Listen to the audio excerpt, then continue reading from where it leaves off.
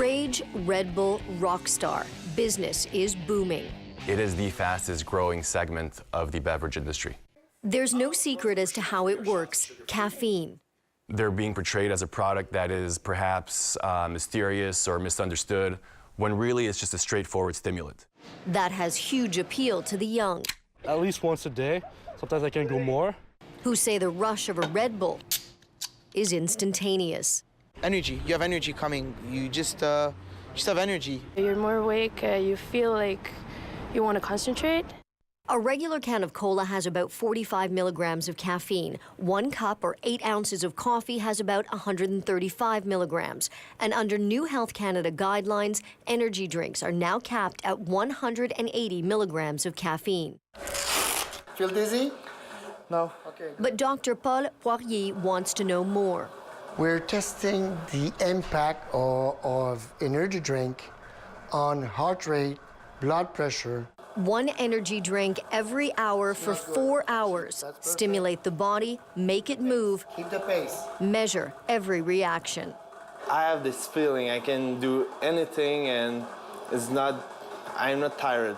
Poirier's research project at Laval University Hospital in Quebec City is pushing the drink debate to the brim. With every push of the pedal, every pump of the heart, he's looking to science.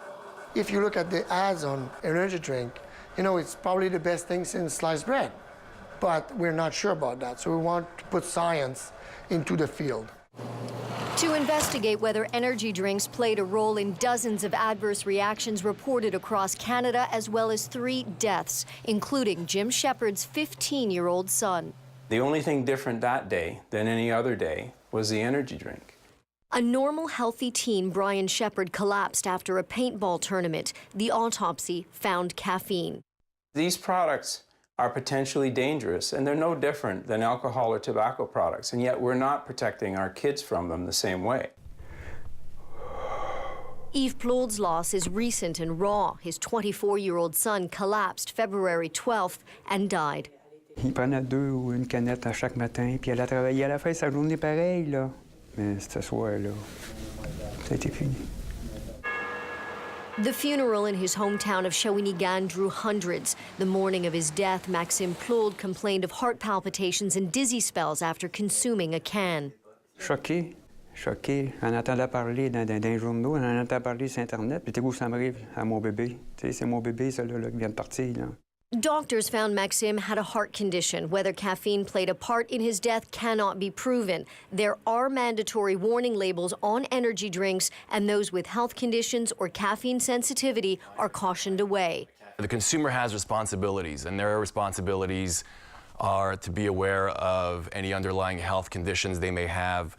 Consumers' responsibility is to read the label to know what they're taking. Health Canada says there is simply not enough evidence to link energy drinks to any deaths. In the U.S., the Food and Drug Administration is investigating more than a dozen deaths with a possible connection to energy drinks. But for now, nothing is conclusive. With the popularity of energy drinks increasing every year, so are the adverse reaction reports that are coming out. ER visits in the U.S. have doubled for those seeking treatment after downing energy drinks. Poirier sees it here. They come in with palpitation, dizziness, anxiety. And the death of 14-year-old Agnès Fournier from Maryland has sparked serious concern. Her death was ruled cardiac arrhythmia due to caffeine toxicity. She drank 2 cans of Monster. This is a no-brainer. Too much caffeine is dangerous for you. Several jurisdictions, including 2 in Canada, are not waiting for hard proof. They're pushing to have the drinks banned to minors. The industry calls that ridiculous. I think if you're going to look at that, then we have to look at what we would do with all of the other products out there that have caffeine. Are we going to check for ID if you go into a Starbucks? I think there are limits to which industry and government are going to hold the consumer's hand. Just give me what you can, okay? Even Dr. Poirier concedes the research isn't ready. I'm not sure about that because the science is not there. But grieving parents who hold tight to their own belief are not giving up. Arrêtez. S'il vous plaît. I promised my late son, Brian, that I would continue to advocate until youth were safe. And that's my plan. 2 sides deeply divided over the power and potency of a can of caffeine.